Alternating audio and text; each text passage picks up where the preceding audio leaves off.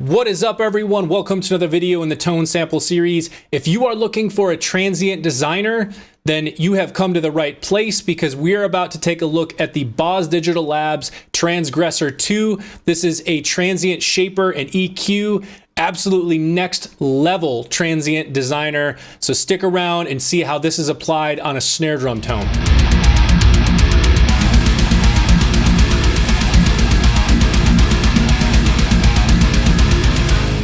All right, let's jump into Logic and we'll take a look at the Boz Digital Labs Transgressor 2. So here is the plugin, and I have this on my snare top and my snare bottom in this mix. So that's what we're going to be taking a look at. So we're going to utilize this to shape the transient and the sustain of both our top and our bottom snare tone. So we're going to start with the snare top. I've already got it soloed. As you can see, I've already got some EQ applied to this. So what we're going to do is we're going to listen to this snare drum tone without any processing on it.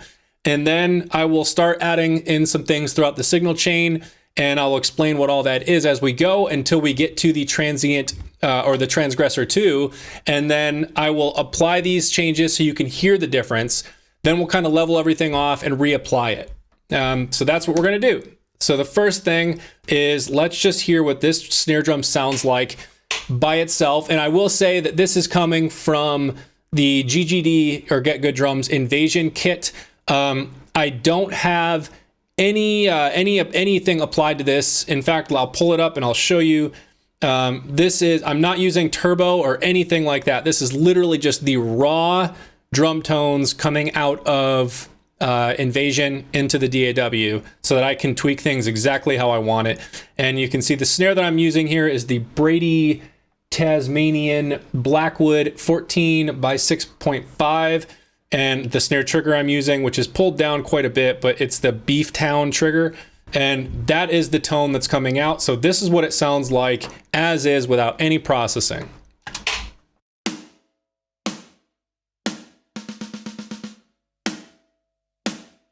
Okay, so that is the raw drum tone. So now let's walk through the signal chain and I'll explain everything I've got here. So the very first thing is this is just the Logic built-in EQ, and basically what I'm doing here is just a little bit of shaping. There's not any real big moves except for the high and the low pass, just to kind of clean things up a little bit. So I will turn this on, and there was a bit of a ringing coming from this snare at about 208 Hertz. So I dropped that, just notched that one frequency out. We have another 1000 Hertz, kind of just pulling that section out just a little bit. That kind of got that like very like wood blocky type tone, and it just wasn't pleasant. So I just notched that out a bit, and then just boosting up some of the highs. And then we have our low pass and high pass. And that's essentially it for the EQ. It's not a massive change, but here's what it is before and after. So I'll play it without it and then add it, and you can hear what it sounds like.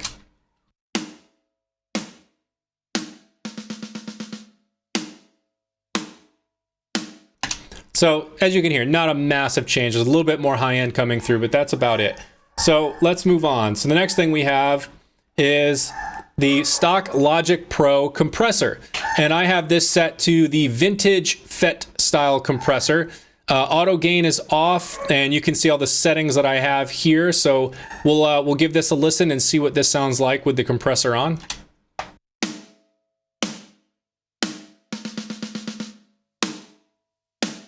You can see how that gives it just a little bit more pop, a little bit more sustain in there, but a little bit more punch, a little bit more punch and a little bit more sustain. Not a ton, but I'll toggle this on and off, and you can hear the difference. So here's what it is without, and then I'll turn it on as it plays.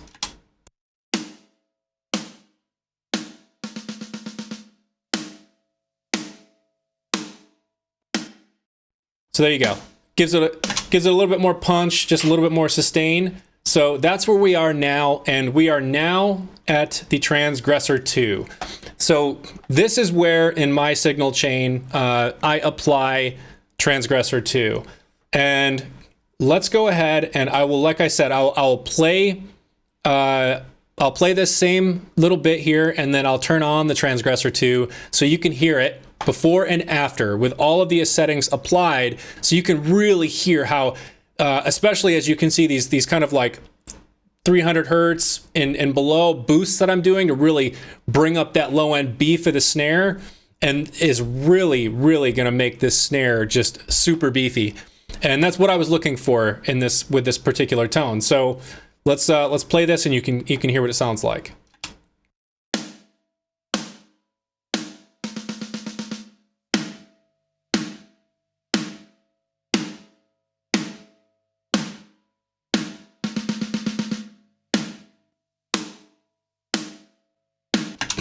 That is just night and day difference. All right, so that makes this snare drum super beefy. I love it. So let's go ahead and take a look at how this thing works. So as you will note, there is a transient section and a sustain section. So let me go ahead and I'm going to turn off the sustain section and just show you the transient section. And this is actually really, really wild, really cool. Note the threshold detector on the side here. So you can, as you're playing this back, and I will do this in just a second, but as you're playing back the sound, you can slide the detector up and down, and that is where you're trying to hone in on just the transient, and then so that way you can separate the transient from the sustain. So what does that mean? Let me play this with just the transient selected, and you'll hear exactly what I'm talking about.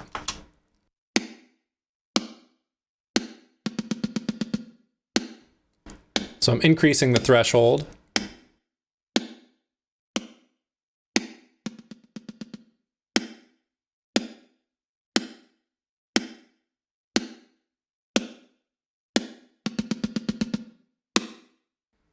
And note the different blue and red sections on this threshold. So obviously the blue is the sustain and the red is the transient. And so kind of where I landed before, I think it was somewhere right in this ballpark. And you can hear exactly what we're hearing here. We're literally just hearing the transient. So we have separated the transient from the sustain in this snare drum. So in fact, if I uncheck the transient and turn on the sustain, you'll hear the exact opposite. You won't hear the transient. All you'll hear is the sustain. So here it is.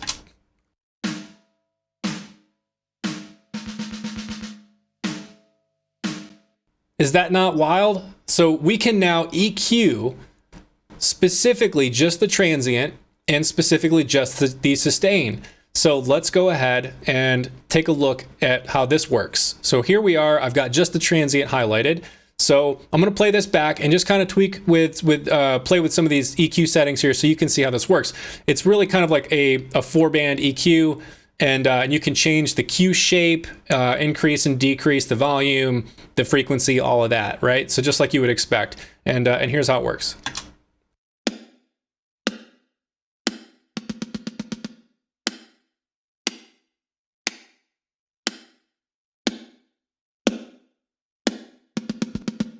And one note I do want to make here real quick is you can kind of get crazy with these EQs, because if you think about it, you're not EQing like the entire snare tone or, like the entire drum bus, for example.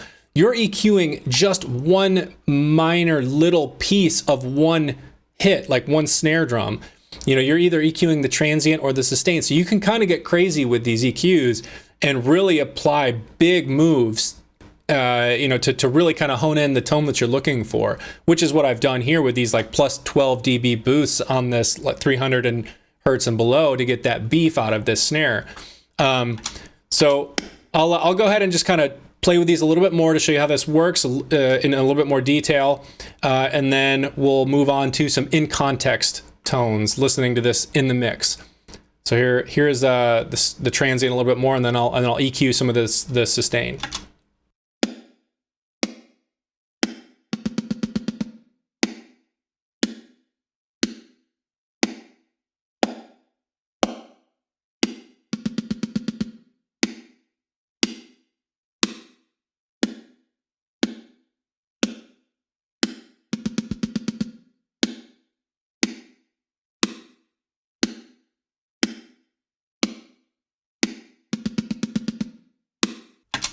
All right, so that's how the EQ works, and it's the exact same way for the sustain. So I'll go ahead and we'll EQ some of the sustain here.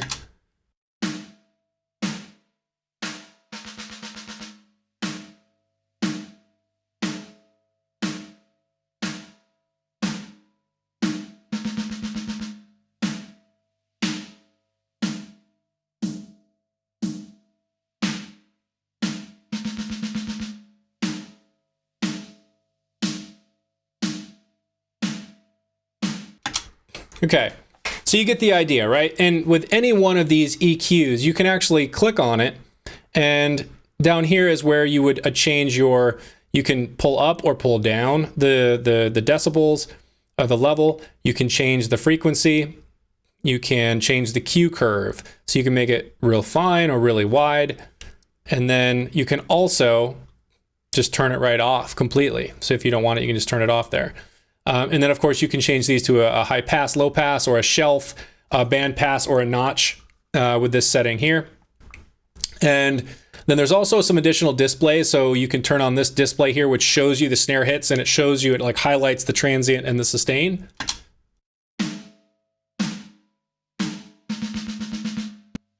There's that. And then this wave here, I think is just meant to represent the individual waveform of each snare hit. And I usually keep those off. I don't necessarily need to see those. So here's what our entire drum tone sounds like with just kind of those changes that I've applied. Super, super beefy snare. I love that. So that snare drum is really sounding great now. But let's see what this thing sounds like in our mix. And the last thing I'm going to do here is just turn on all of the same settings, the channel EQ, the Logic compressor, and the Transgressor 2 for the bottom snare drum, and just solo that real quick so you can hear what that sounds like. It's pretty soft. I don't like a lot of bottom in my snare, so this is what it sounds like. Really quiet, just very subtle, just adds a little bit to that snare drum tone. So together, this is what our final snare drum sounds like.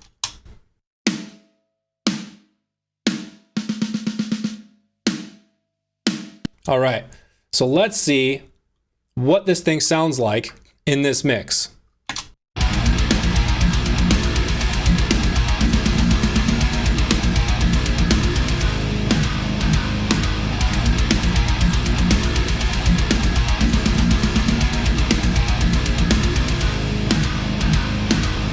So I think that sounds really, really damn good. That is a super beefy snare. It's cutting through this mix really well.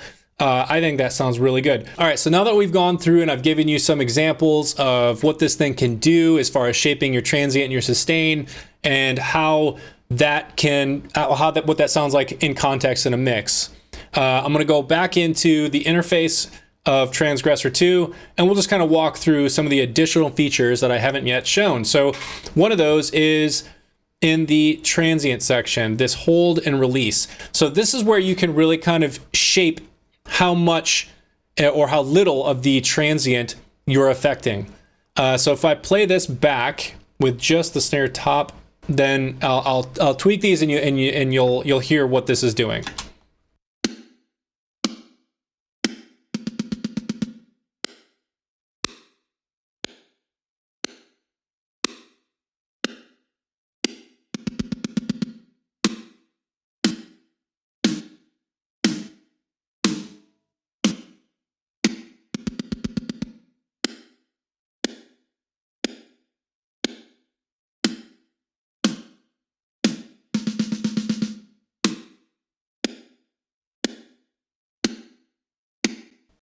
So as I said, this is kind of where you can really hone in on exactly how much or how little of the transient you want the EQ section to apply to.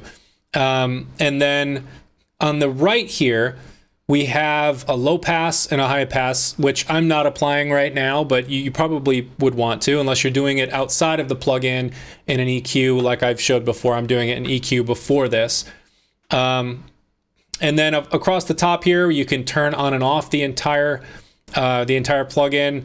You can roll back the mix, so you can blend this with the original. Right now I'm at 100%. The look ahead, you might need to change this depending on how it's triggering. You may need to apply more or less look ahead. And then of course you have your A/B, so you can quickly compare different settings. It does come with some built-in presets. So you've got a kick, snare, and toms. So kick, you've got all these, you've got snares, you've got toms. And so there's a ton you can do with this thing.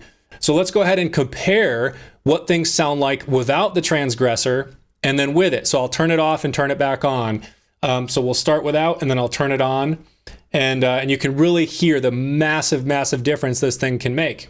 So here it is without, and then I'll turn it on as it plays.